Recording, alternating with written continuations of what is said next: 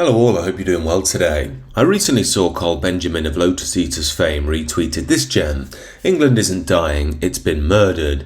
And on some contemplation I thought we could probably extrapolate that conclusion out to the wider Western world. I've explored a lot on this channel how, although we can be very Britain focused, the same situation is going on to many European nations, even Western nations around the world. Even MAGA somewhat obfuscates the real situation of demographic change in America. And over the weekend we saw the delights on display of the Western utopian multicultural project. Paris Saint-Germain won the Champions League, which led to mass rioting across the whole of France, leaving 2 dead. There was me thinking winning the Champions League was a good thing, but I've said before on the channel how I do like the discipline around football for youngsters and I love the game growing up, but it's hard to ignore that money has taken over the game. Paris Saint-Germain, for instance, are effectively owned by Qatar, just another one of these artificially inflated clubs by a Middle Eastern nation.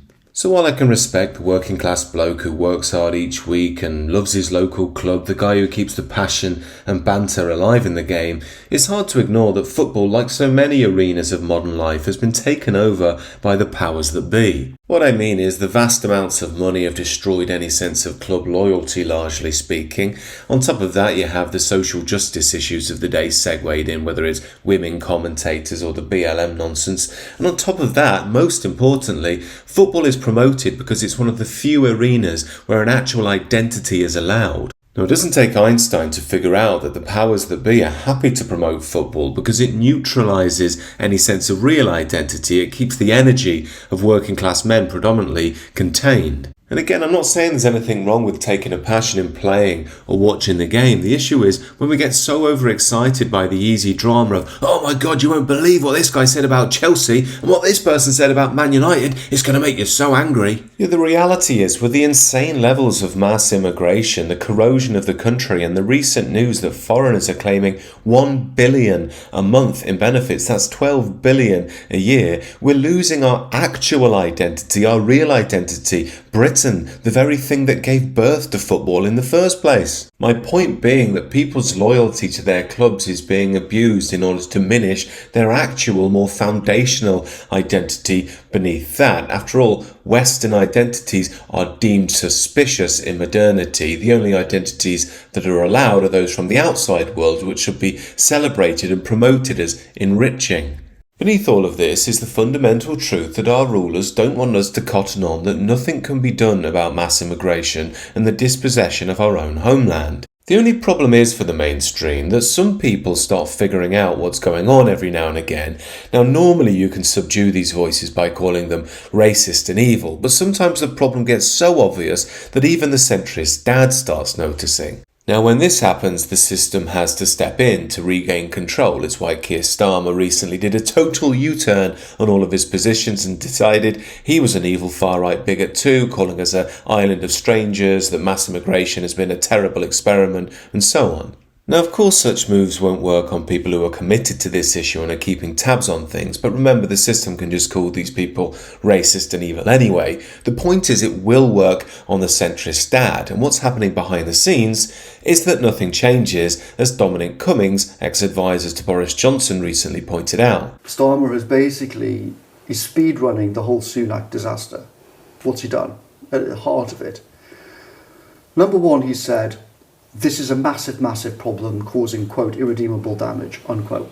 Secondly, he's invested his own personal responsibility in saying, unlike all the other useless tossers, I am actually going to get a grip of this and solve it. And then number three, when he's asked in the press conference, so does that mean you're going to change the Human Rights Act and the ECHR? He said no. So he's done literally exactly the same as what Sunak has done.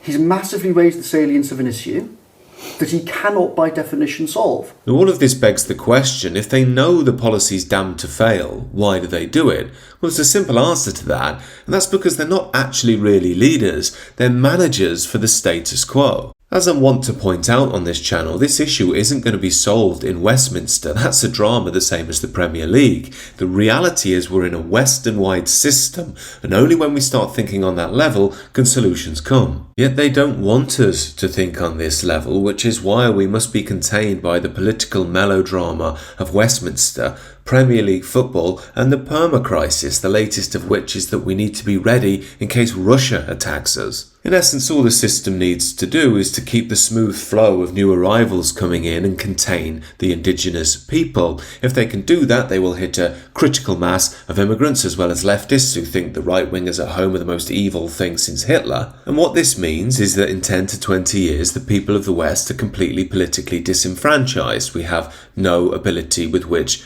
to fight back.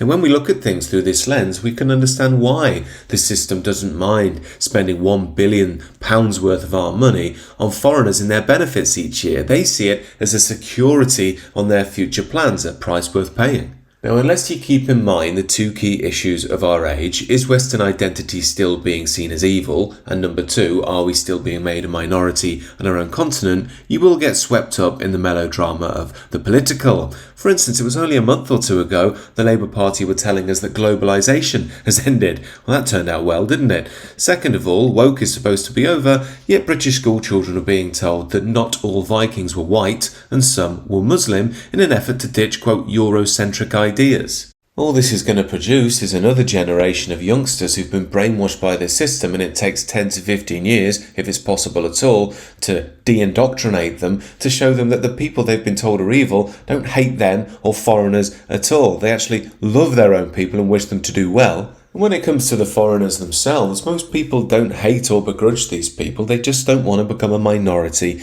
in their own country. As I've said before, though, you'll always find the snarling, angry guy who absolutely despises migrants, and he's a gift to the system because he tells the centrist dad, look at these people who are concerned by immigration, aren't they all evil? But that's what you get when you remove the structures of tribe and tradition, increasing chaos, people lost in emotionality, with no path to move forward to with any strong sense of meaning. But when it comes to the key question, is the West just dying of exhaustion or has it been murdered? I personally think it's a blend of the two. In one sense, we got tired after the 2 world wars and lost a sense of our moral vigour. That meant we opened ourselves up to all manner of alien ideas. This led to us being murdered. We've been taken over by the material. We think the era of conquering is over, but it's very much not.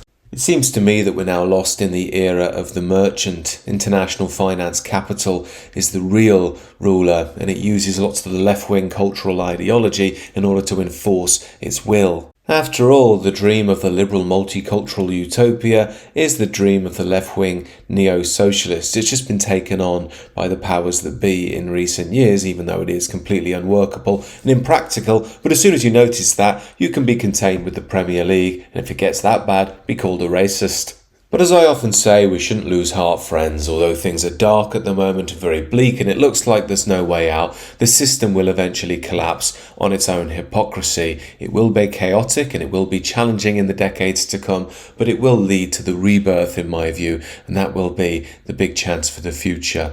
As always, these are just my thoughts. Do let me know what you think down below, and do consider subscribing to the channel if you know.